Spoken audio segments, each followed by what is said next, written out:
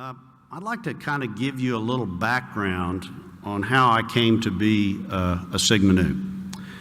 And so I was a senior in high school, going through the process of applying to various colleges. And back in those days, you didn't go visit campuses like a lot of people do today.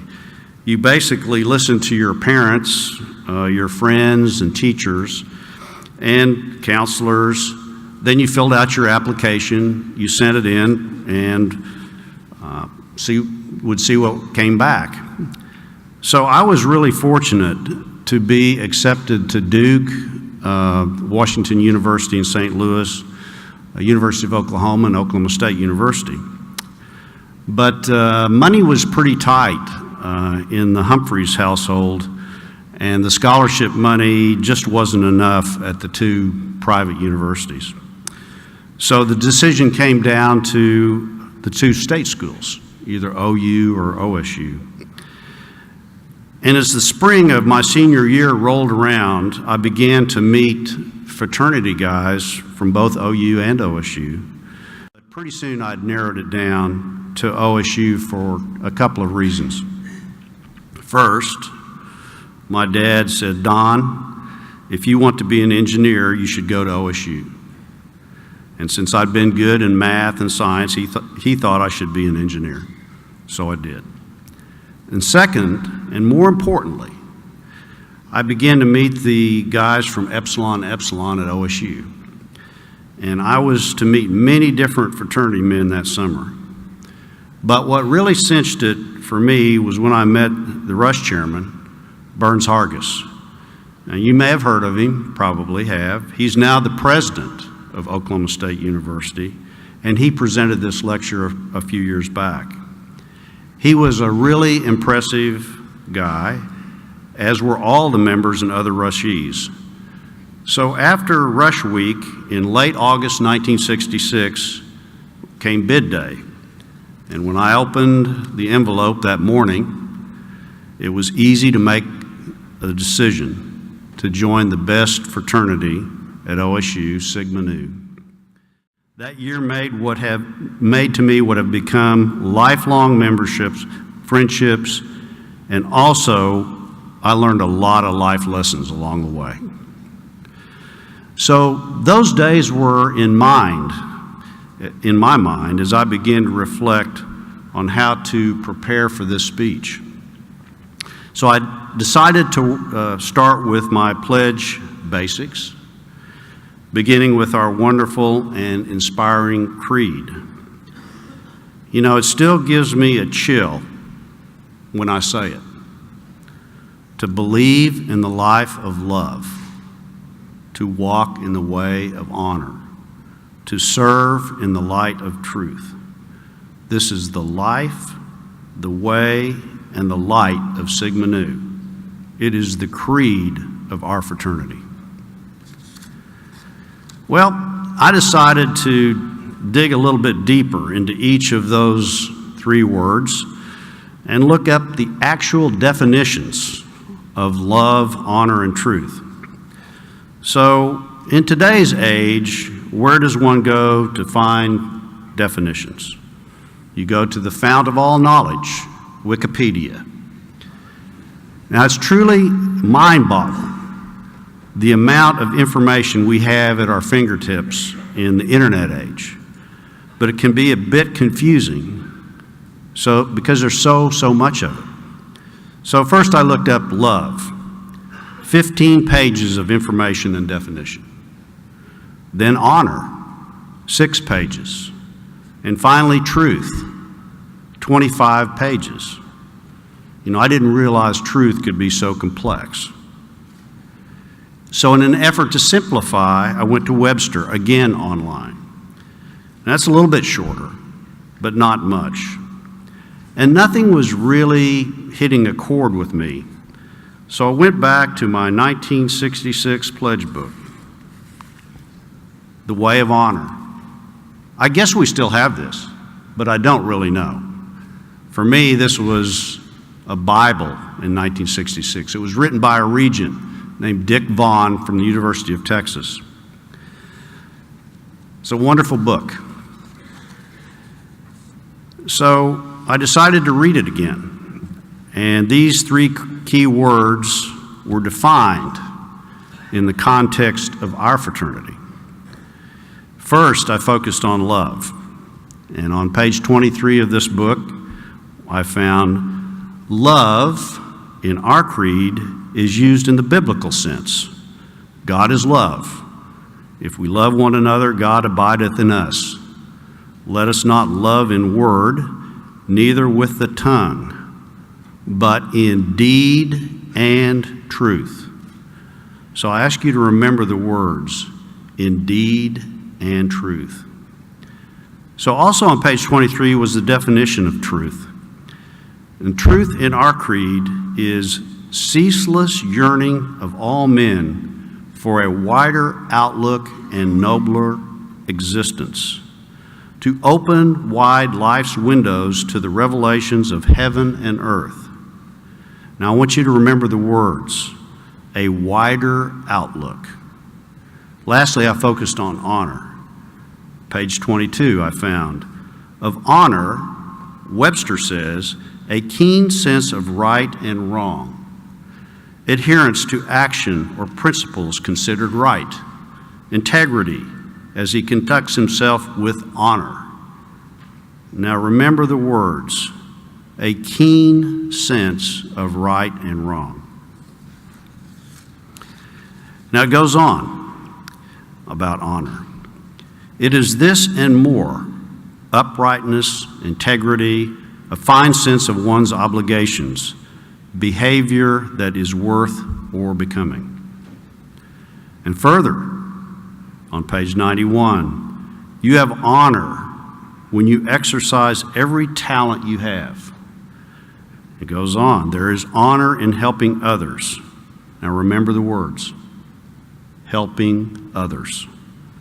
And lastly, I found the way of honor is wherever your feet take you, and you may easily identify honor in anything you have done by asking yourself the simple question, did I do right? So again, remember those words, did I do right? So for me, these references to honor were very, very meaningful to read again. This last passage really helped me reflect on how this definition of honor, as well as the whole creed, has influenced my life. I'd not consciously thought about honor over the years, but I find that these words really have helped guide me. I found that some of the strongest held beliefs that both Kathy and I have and share are actually grounded in these definitions. So here are some things I would like for the young people here today to think about in the context of the creed and our personal life experiences. First, I would ask that you understand the global context. Your generation will be required to consider the entire world and how your life and your abilities can help meet shared global challenges. Over 40 years ago, when I left OSU, our generation really had the luxury of being able to think primarily about our local communities, our own country, our own markets, and career opportunities. We didn't really concern ourselves that much with the wider world around us. Today, we must see the world in a global context. This was most apparent to me every day in my work life at ExxonMobil Corporation. This company operates all over the world. An understanding of engineering, finance, and economics was essential at ExxonMobil, but as my career progressed, I found that an understanding of different people, their cultures, and geopolitics was also essential. Now, seeing the future in a global context requires recognizing the rapid economic development taking place around the world, the dynamic population growing in Asia, Africa, Latin America, and the Middle East, and challenges that will come from meeting the needs and realizing the aspirations of the billions of people on our planet. Now, Kathy and I have focused our philanthropy on helping give college students the opportunity to study abroad and to help young people meet the daunting financial challenges of obtaining a college degree. And as an example, Kathy recently set up the first National Study Abroad Scholarship at her sorority, Chi Omega, to further this objective. We've also championed and helped develop a campus-wide study abroad program at OSU. Now let's recall the Sigma Nu definition of truth that talked about a ceaseless yearning for a wider outlook in order to open life's windows to the revelations around us. Encouraging our children to study abroad and helping young collegians with scholarships and financial support has been our way of striving for truth. Next, live your life with ethics and integrity. While understanding the global context of the modern economy is a prerequisite for future accomplishment, much also depends on adhering to certain principles. The first is to be ethical. In recent years, we have often been reminded of the cost to society when ethics and integrity are sacrificed for immediate gain or personal advancement. The damage resulting from a lack of integrity can ruin a business and destroy trust in government institutions. We see examples of this every day, unfortunately, in the news. The collapse of Enron Corporation due to management fraud, the tragedy inflicted by Bernie Madoff's dishonesty and deception upon his investors, the violation of our individual privacy rights through unauthorized electronic surveillance by federal government agencies. These are, unfortunately, just a few of the many examples that could be cited. I can only say that from a business perspective, ethics and integrity are a priceless asset and lead to more success than any other trait. And recall the Sigma Nu definition in the pledge book when advising that you must have a keen sense of right and wrong, and integrity as one conducts himself with honor. This was the best guide I ever had in the business world. It was part of the basic culture of ExxonMobil Corporation. Every employee is required to read the standards of business conduct every year. It covers ethical behavior, and then they must sign a document recognizing that they have read and understand the standards. So this focus on ethics and integrity in the business context has been one of my ways of striving for honor.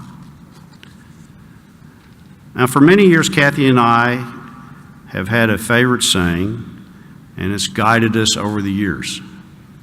Be willing to go for it. Be courageous. Be daring. Take a chance. You will face many challenges and opportunities that have the potential to take you out of your comfort zone. And it was a daunting prospect for this Oklahoma boy and girl to move to Philadelphia to attend an Ivy League school and to live and work in the inner city. We were pretty green, and when we set out for the East Coast, we were a little scared, but we took that leap, and we're very glad we did. It was daunting to uproot our young family and move to New Jersey, for me to work in New York City, and later to move to Kuala Lumpur, Malaysia, but we all did it. Living in a foreign land with different religions, cultures, languages, and experiencing the sights, sounds, and smells of a new place was a big challenge for all of us. I've never been prouder of how our 3 young daughters adapted and thrived in that new environment. Now, I'm convinced that these were life-changing experiences. And when you are given a challenging opportunity, you have to be willing to go for it. Recall again, if you will, the Sigma Nu definition of truth. It talks about a ceaseless yearning for a wider outlook. That guidance worked for us, and it will work for you.